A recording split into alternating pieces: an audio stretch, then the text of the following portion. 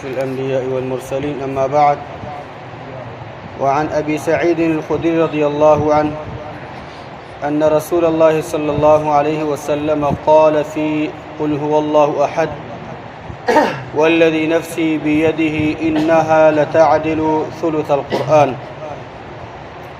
كتاب رياض الصالحين یوسلو دریاتیم نمبر باب دی په باره د دې کې چې د ځینې سورتونو او ځینې خاص آیتونو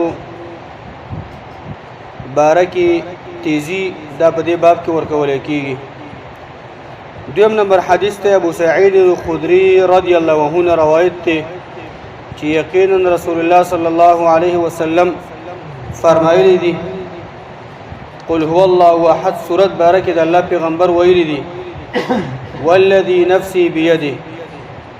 الله پیغمبر فرمایي زما د په هغه ذات قسمی چې زما نفس او زما د نفس روح او اختیار دغه په لاس کې دی. انها لتعدل ثلث القرآن. یقینا دا قل هو الله احد سورت یقینا دا خامخا د قرآن د درېم حصې سره برابر دی. لکه درې پیره چې ویل ټول قرآن دا چې دغه شان هغه تلاوت کې وغوي دومره اجر الله تعالی درکړي. یو بل روایت کې راځي ان رسول الله صلی الله علیه وسلم قال لاصحابه یقینا رسول الله صلی الله علیه وسلم پر صحابه کرامو ته فرمایل ايعجز احدكم ان يقرأ بثلث القرآن في ليله. ایا پتاسو کې یو کس د دین عاجز لري چې هغه دی دغه شان د پیوش پکې درېمه حصہ د قرآن د تلاوت کې ودا دی وی. تاسو کې یو کس د دین عاجز دی چې پیوش پکې درېمه حصہ د قرآن کریم د تلاوت کې وی نو فشق ذلك عليهم. نو دغه کار دا به صحابه کرام باندې سخت ولګېدو ګرام په تمام شو. وقالوا نو ویلا اينا يطيق ذلك يا رسول الله. اذا الله پیغمبر کوم یو په مونږ کې دغه کار طاقت لري چې درېمه حصہ دادی پیوش پکی د قرآن تلاوت کی. فقال نبی د الله پیغمبر تو فرمایل قل هو الله احد الله الصمد ثلث القرآن. قل هو الله احد الله الصمد سورت چې دا د قرآن درېمه حصہ ده او دا چې سړی درې پیره تلاوت کړي ټول قرآن اجر الله تعالی ورکړي. بل حدیث کې د الله پیغمبر فرمای او ابو دردا مو روایت کړی د الله پیغمبر نه چې الله پیغمبر فرمایي ان الله جزء القرآن ثلاثه اجزاء. یقینا الله تعالی دا قرآن دا درې برخو باندې تقسیم کړی دی. فجعل قل والله احد جزءا من اجزاء القرآن. نو قل والله احد سورت چې دی نو دام د قرآن کریم د غدری حصونه دا یو حصہ ده. قرآن چې دا په دریو امور باندې مشتمل دی. ټول قرآن چې دی د قرآن ټول مضامین دا په درې خبرو باندې مشتمل دي. اول چې دی په قرآن کریم کې قصې دي عبرتونه دي مثالونه بکې دي. او دویم چې دی په قرآن کریم کې امر دی نهي دی ثواب دی عقاب دی دا بکې دي. او دریم چې توحید د الله بکې دی او اخلاص بکې دی. نو دا قل والله احد سورۃ درېمه حصہ د قرآن سره برابر دی. نو په دې کې د قرآن کریم درېمه برخه موجوده چې هغه توحید او اخلاص رب العالمین دی.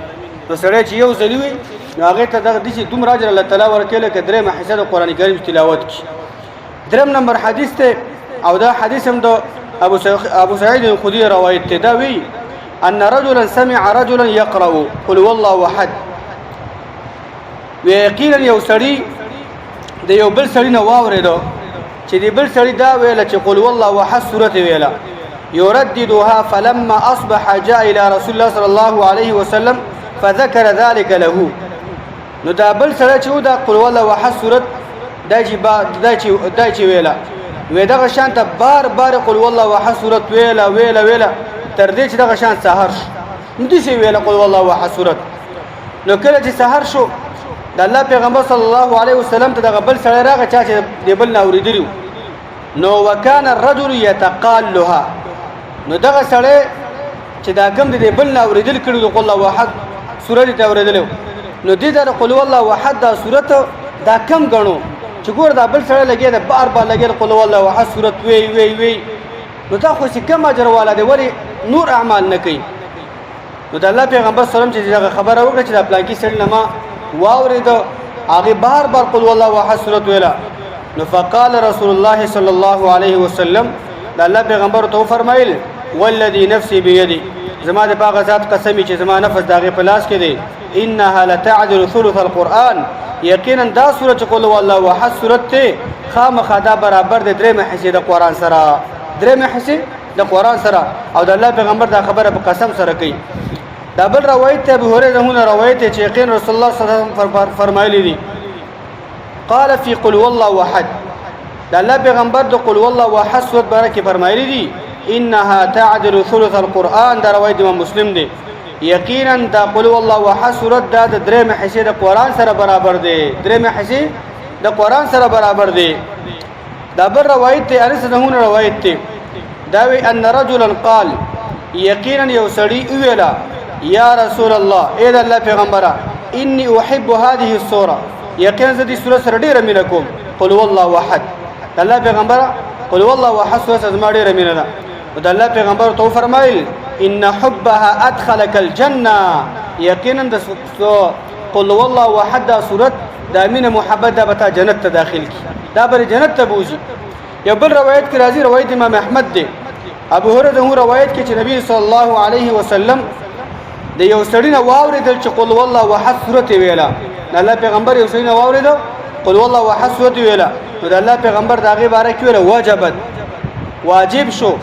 صحابه کرام د الله پیغمبر ته ویلا اے د الله پیغمبر ما واجبت څه شی ورله واجب شو د الله پیغمبر ته ویلا وجبت له الجنه د دې سړي د پاره چې ماجر قل والله احد سورۃ واوریدو دې سړي د پاره جنت واجب شو فرض شو لازم شو او د الله د خوانه ته ولي کله شو. یو بل روایت اخیرنه هغه روایت امام احمد طبرانی دی امام البرور بالکل صحیح کړی دی معاذ بن انس الجهني نه روایت دی چې د الله پیغمبر فرمایلی دی من قرأ قل والله احد من قرأ قل والله احد 10 مرات الله پیغمبر فرمای چا چې قل والله احد سورۃ لزل ویلا بنى الله له بيتا في الجنه الله بدغه سړي د پاره یو بنگلا یو قصر یو عمارت او بلډینګ د الله تعالی په جنت کې جوړ کی. یعنی ټول خبرو خلاصه دا چې د رب العالمین توحید ډیر زیات قدرمن دی غورا او قل والله احد سورۃ چې دا سبب د جنت ته داخلي دول دي لزل چې دی ویل دا شان د الله تعالی یو ځل په شان د په جنت کې بدله بنگلا جوړي او د دې مینه به جنت ته داخلي او دا د قران کریم د ډیر محسس سره دا برابر دی درې ځل چې دی ویل رب العالمین به تاسو ټول قران د کریم داغه تلاوت اجر او ثواب د تعالی درکې وصلی الله علی نبینا محمد.